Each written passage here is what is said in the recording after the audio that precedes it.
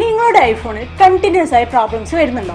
എന്നാൽ ഇത് ശരിയാക്കാൻ ഏതെങ്കിലും ഒരു കടയിൽ കൊണ്ടുപോയി കൊടുക്കരുത്. ഉറപ്പായും പണി കിട്ടും. നിങ്ങളുടെ ഫോണിലെ പ്രശ്നം എന്തുമായിക്കോട്ടെ, display change, battery change, board service, board swapping, unknown part message, അങ്ങനെ 99% ഐഫോൺ പ്രോബ്ലംസും ഇവിടെ സോൾവ് ചെയ്ത് തരുന്നുണ്ട്. മാത്രമല്ല 30 ദിവസത്തെ സർവീസ് വാറണ്ടിയും ഇവർ പ്രൊവൈഡ് ചെയ്യുന്നുണ്ട്.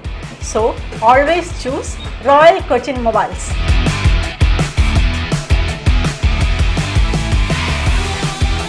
കൊച്ചിയിൽ വൻ ലഹരിവേട്ട, 2 കിലോ ഹാഷിഷ് ഓയിലുമായി യുവാവ് പിടിയിൽ.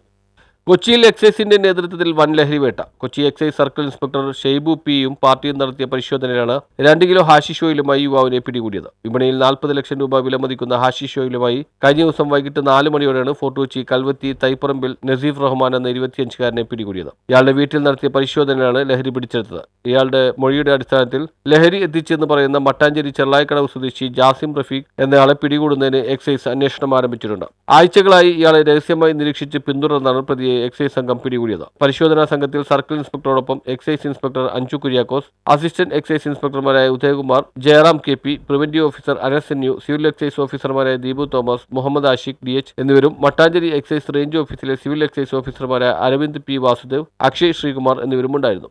ഏകദേശം ഒരു മാസത്തിന് മുന്നേ നമ്മളൊരു വിവരം ലഭിച്ചതിൻ്റെ അടിസ്ഥാനത്തിൽ ഇന്ന് കൽവത്തി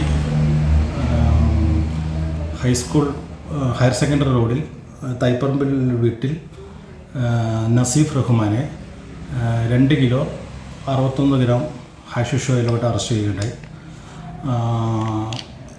ടിയാന് ഈ ഹാഷിഷ് ഓയിൽ ടിയാൻ്റെ കൂട്ടുകാരൻ ജാസിം റഫീഖ്, ചെള്ളായിക്കടയിലെ ജാസിം റഫീഖ് നൽകിയാണെന്ന് പറയുന്നു.